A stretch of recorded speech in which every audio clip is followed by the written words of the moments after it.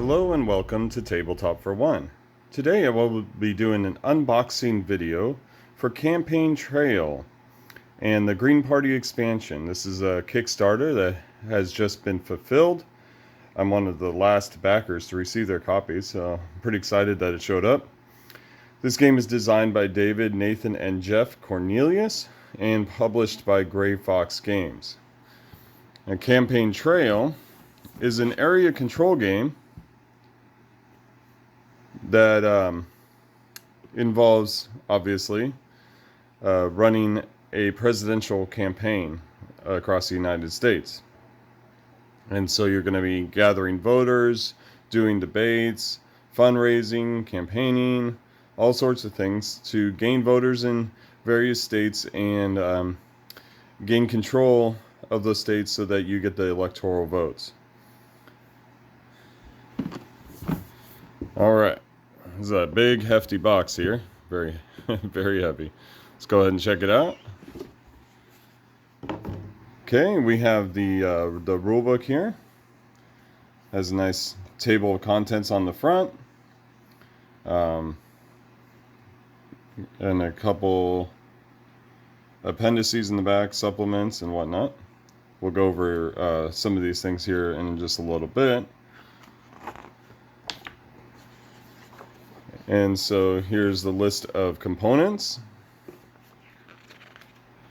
Now it's showing the cardboard tokens here, but you'll notice in my Kickstarter copy I have the Deluxe edition that includes the political animeeples. Here's the setup.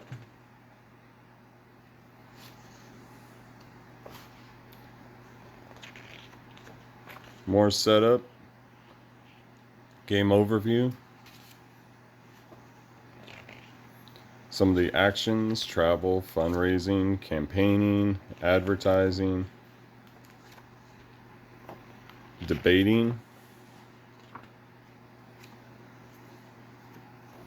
election day. We have solo play, which the solo mode is included in the game.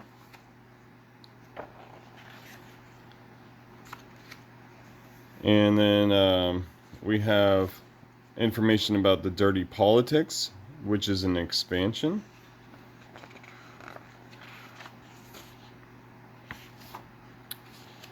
Here's more about the Dirty Politics module. Includes stuff like voter suppression, flip contributors, smear campaign, mudslinging, all sorts of nefarious stuff. And then the Advanced Solo deck, which is an expansion, which I do have. And that is the rest of the book. Now this is 28 pages long. I kind of wish that there was an index, for keywords and that sort of thing. But most rule books don't seem to have those. So here's the Green Party contents. So it includes the fourth party here. And here's different rules on having a fourth party, gameplay, the candidates for the fourth party, and other gameplay additions and rule changes. All right. So here we have a party reference book.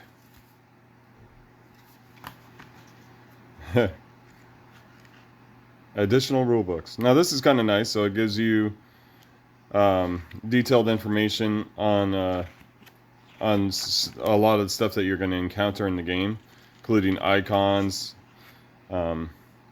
stuff involving the states and whatnot. So I guess you hand one of these out to each player.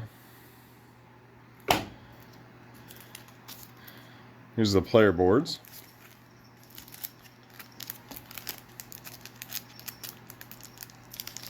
So these are, looks like there might be just 2 in each one here. Let's see.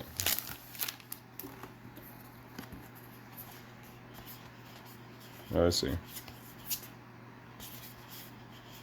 Vice presidential, presidential. So those are the 3 main parties. The the blue, which, you know, is probably representation of certain parties in the United States, as well as the red, and then the yellow being the independent party.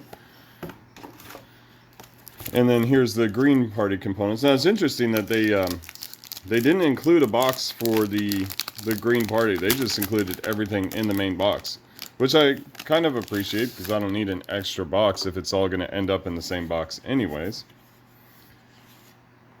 Alright, so there's the Green Party cards. We have punch boards here. It's nice and thick.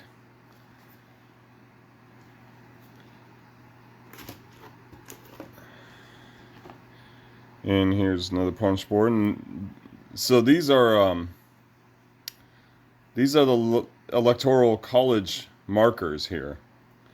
So I'll show you in a second, but there's a track where these go on to keep track of your score, basically, as you're taking over states and winning voters and stuff. And so these will fit along a track here. I'll show you in just a second. Alright, here's the game board.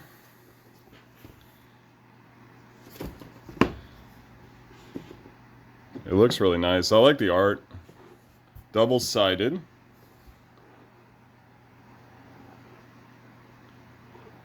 Alright.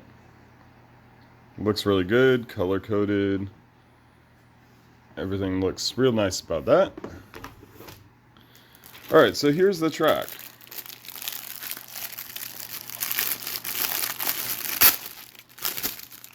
So again, this track will lay down, and it'll change throughout the game. So you're going to set this up, piece it together like so, and now this is layered here, so these will actually slide into these slots here. And let's see if...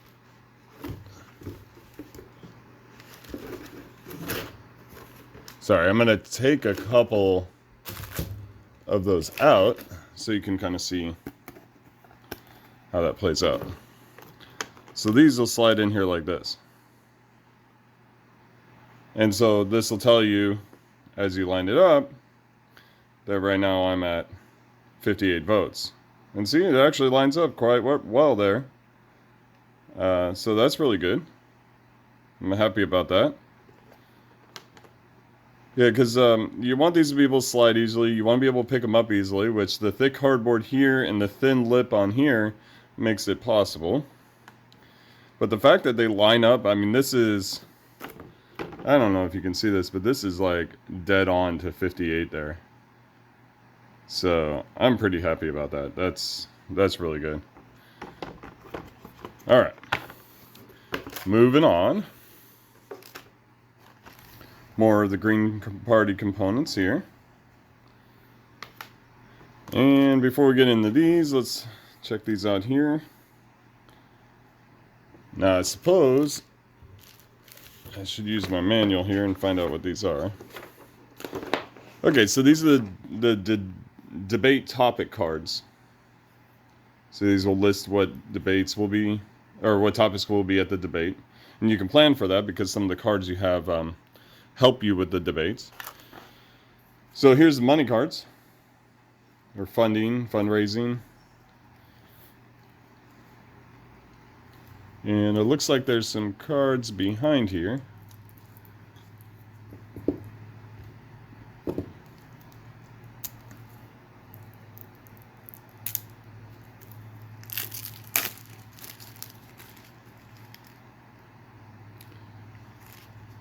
State returns cards. And then, sorry, get the focus there. State returns cards. These are gold cards. I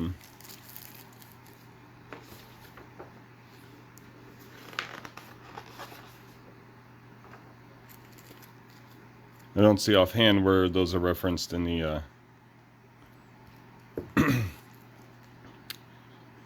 in the components list here. Alright, I'm just going to move on from there. So we have these cards here. I think some of these are stretch gold cards, flexible action cards. So these are extra cards here.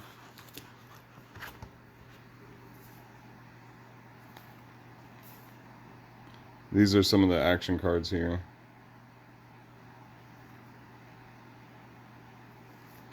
I'm not going to open these up and look through all of them, because there are stacks of cards here.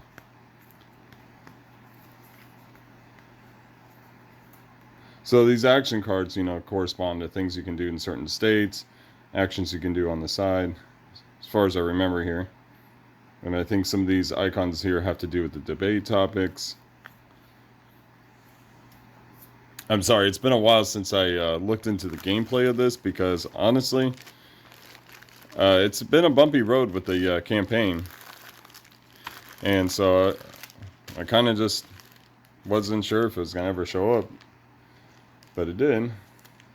So these are the candidate markers here, the president and the vice president for the Green Party. Also these as well. And here's the political enemy pools. So these are the turtles. And you'll notice that on here it has 5 stars, 3 stars, and 1 star. And that's referring to how many voters there are. So in the previous edition, they were actually cubes, and you just had this mound of cubes on the board. But now these rather easily represent the numbers, and they're really cool looking. The fact that they're screen printed on there and everything looks really great. And so here are the rest of them for the other 3 parties. So you notice, was that a hedgehog or a porcupine? The donkey and the elephant, yeah, we know about those. So these are the 5s here. The 1s. A little bit smaller. So there's a size difference between them all. These just look great. I love these. They look better than what I thought they were going to look like based off the original pictures. And then here's the candidate tokens here. All right. And then here are some of the debate issue markers. So you put these on the debate board. Okay. And then here are the candidates. So let's check these out.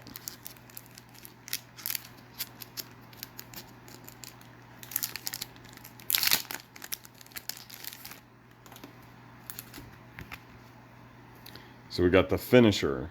You may not start strong, but you definitely know how to put on a good finish. The average candidate. No one really knows how you got the nomination. You don't stand out for good or bad. And the moderate. You succeed because you have a broad appeal. People like that, people like that, you aren't too far to the extreme. Sorry, I can't read.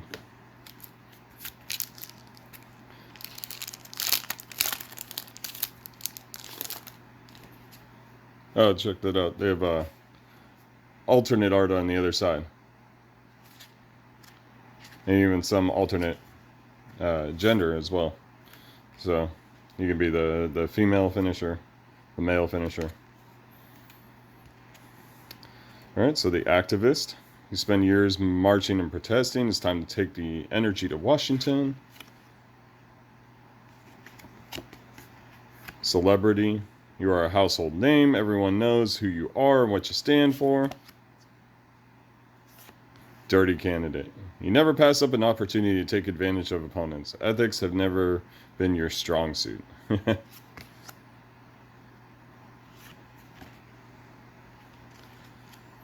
economist.